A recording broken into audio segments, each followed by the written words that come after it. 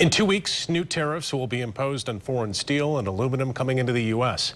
President Trump's move has received praise and criticism. 24-hour News 817 is in studio now after talking with an expert to see how this could impact West Michigan. Evan? Yeah, Brian, and see, the tariffs will indeed create U.S. steel jobs, but the concern here is that the penalties will likely drive up the cost of aluminum and steel, and in turn hurt businesses that rely heavily on those products.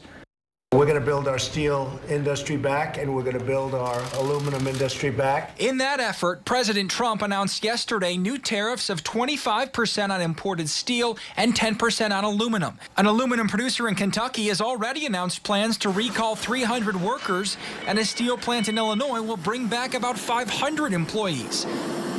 But business experts like GVSU's Paul Isley says the tariffs will also drive up the cost of the products, not just overseas, but in the U.S. too. It's going to limit the choices, it's going to bid up the prices, and everybody who has to use that in production will see an increase in price.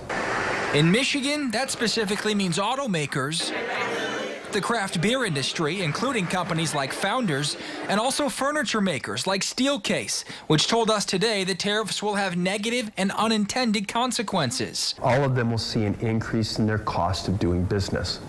That will lead them to have to try and find efficiencies.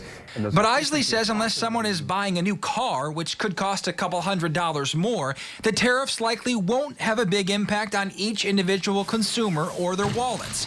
Experts are more concerned now about how other countries might respond to the tariffs. In the scope of what an individual is going to feel, it's going to be small. The issue will be in West Michigan if this blows into a trade war. Then all bets are off. We make a lot of agricultural products here in the Midwest. We ship a lot of them overseas. Farmers are more susceptible to a contract lost than GM is.